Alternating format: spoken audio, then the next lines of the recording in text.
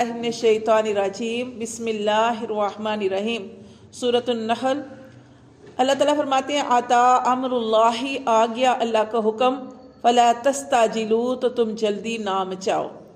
دیکھیں اللہ تبارک و تعالیٰ فرماتے ہیں جیسے کفار تھے، مشرکین تھے، یہ آپ وسلم کو تکلیفیں دیتے تھے۔ جیسے پچھلی سورت جو ہجر ہے ختم ہوئی ہے، اس میں بھی ہم نے یہی پڑھا کہ آپ وسلم کو اذیت دیتے تھے، تکلیف دیتے تھے، اور کہتے تھے کہ کب آئے گا وہ عذاب، کب آئے گا وہ وعدہ جس کا تم ہمیں وعدہ دیتی ہو، کب آئے گا وہ ابھی لے آؤ۔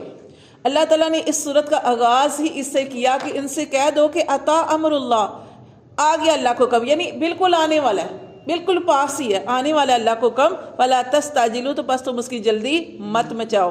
کفار سے مشرکین سے کہا گیا ہے سبحانہ، اللہ بہت پاک ہے، اللہ پاک ہے، وتعالی، اور اللہ بہت بلند ہے، اما یشرکون، اس سے جو وہ شریک ٹھہراتے ہیں، اللہ ان ساری چیزوں سے پاک ہے۔ ینزل الملائکۃ، وہ اتارتا ہے فرشتوں کو، بالروح، وحی کے ذریعے، من امر ہی، اپنے حکم سے، الا من یشاء، جس پر وہ چاہتا ہے، من عبادہ، اپنے بندوں میں سے، انصروا، کیوں اللہ تعالیٰ اتارتا ہے فرشتوں کو وحی دے کے، کس کے پاس وحی کس کے پاس جاتے ہیں لے کے؟ نبیوں کے پاس، جو اللہ تعالیٰ نے جن کو چنا ہوتا ہے۔ اور اللہ تعالیٰ نبیوں کے ذریعے آگے کیا دعوت دی جاتی ہے؟ انصروا، اللہ فرماتے ہیں کہ میں اس کو وحی بھیجتا ہوں، کیوں؟ تاکہ وہ ڈرائیں، انہو، کہ بے شک وہ، لا الہ، نہیں کوئی معبود، نہیں کوئی عبادت کے لائق، نہیں کوئی تمہارے دکھوں پریشانیوں تکلیفوں کو دور کرنے والا، الا، مگر وہی، انا، میں، فتقون، اللہ فرماتے ہیں الا انا فتقون، مگر یہ کہہ دو ان سے، انا فتقون، کہ مجھ سے ہی ڈریں، ہر بندہ مجھ سے ہی ڈرے۔ خلق السماوات والارض، اللہ فرماتے ہیں کہ بنائے اللہ نے آسمان اور زمین، بالحق، کی حق کے ساتھ، تعالی، اللہ بہت بلند ہے، اما، ان ساری چیزوں سے، یشرکون، جو شریک ٹھہراتے ہیں، یعنی کیا ان کے معبودوں نے کچھ بنایا؟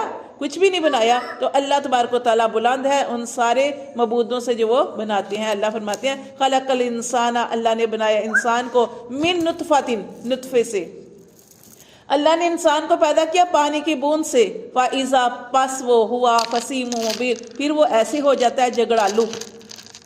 اللہ فرماتے ہیں انسان اپنی پیدائش کو غور کرے کہ وہ کس ناپاک قطرے سے پیدا کیا گیا، لیکن پھر وہ کیا کچھ بنتا ہے، پھر وہ جھگڑالو ہو جاتا ہے۔ اللہ فرماتے ہیں وَالْأَنْعَامَ، پھر اللہ تعالیٰ اپنی توحید اللہ تعالیٰ کی یہاں پہ بیان کی جا رہی ہے کہ اللہ وہ ذات ہے کہ وَالْأَنْعَامَ خَلَقَهَا، اللہ نے بنایا، اللہ نے پیدا کیا، کس کو؟ مویشیوں کو پیدا کیا اس نے، لَكُمْ، تمہارے لیے، فِيهَا، ان مویشیوں میں، دِفْءٌ، گرم سامان ہے۔ گرم سامان کیا؟ سردی سے بچاؤ کا سامان، یعنی ان کی اون سے، ان کی کھال سے کیا کچھ بنتا ہے کہ انسان کی بچاؤ کا سامان، گرم سامان بنتا ہے، سردی سے بچاؤ کا سامان بنتا ہے۔ اور اللہ فرماتے ہیں وہ منافع، اور منافع بھی ہے، نہ صرف ان کی کھالوں بالوں سے یہ کچھ گرم سامان بنتا ہے، بلکہ اللہ فرماتے ہیں منافع بھی ہے، وَمِنْهَا، اور اس سے، تاکل، تم کھاتے ہو، تم ان کو بیچ بھی سکتے ہو، فائدہ بھی حاصل کر سکتے ہو، اور تم ان کا گوشت بھی کھا سکتی ہو۔ اللہ فرماتے ہیں وَلَكُمْ، اور تمہارے لیے، فِيهَا، اس میں، جمال، اس میں خوبصورتی ہے، کس میں؟ جانوروں میں۔ جو لوگ گھروں میں رہتے ہیں ان کو پتا ہے کہ ان کے جن کے پاس جانور ہیں، وہ اللہ فرماتے ہیں اس میں خوبصورتی ہے تمہارے لیے، حِینَ تُرِیحُونَ، جب تم شام کو چرا کے واپس لے کے آتے ہو، جانوروں کو چرا کے واپس لے کے آتے ہو، کس شان سے آتے ہو، یعنی جس کے پاس جانور ہوں، اونٹ ہو، بیل ہو، گھوڑے ہوں، بکریاں ہوں، تو کیسے وہ چرا کے واپس لے کے آتے، کیسی شان سے وہ انسان آ رہا ہوتا ہے۔ اللہ فرماتے ہیں وَحِینَ تُسْرَعُونَ، اور جب تم ان کو چرانے کے لیے لے کے جاتے ہو تو کس طرح جمال اور خوبصورتی ہے اس کے اندر، کہ کیسی شان و شوکت سے تم جاتے ہو اور آتے ہو۔ اللہ فرماتے ہیں وَتَحْمِلُوا، اور وہ اٹھاتے ہیں، أَثْقَالَكُمْ، تمہارے بوجھ، کون؟ یہ جانور۔ اللہ فرماتے ہیں تمہارے بوجھ اٹھاتے ہیں، اِلیٰ بَلَدٍ، طرف شہروں کی، لَمْ تَكُونُوا، کہ تم نہیں تھے، بالغی ہی، ان شہروں تک پہنچنے والے۔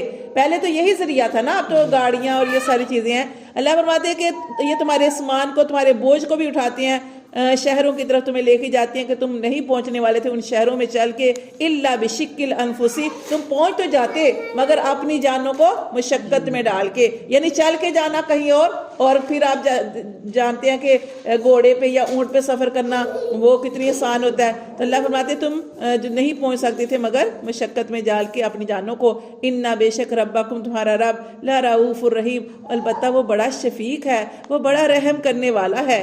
والخیل، اور گھوڑے، والبغال، اور خچر، والحمیر، اور گدے۔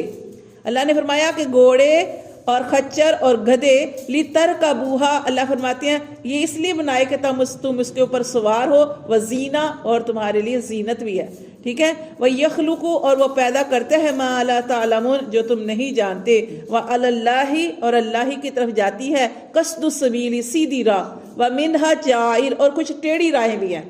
اللہ نے تو ایک ہی راہ بنائی ہے سیدھی، لیکن اللہ تعالیٰ نے سیدھی راہ بھی بنائی اور مختلف رستے بھی ہیں۔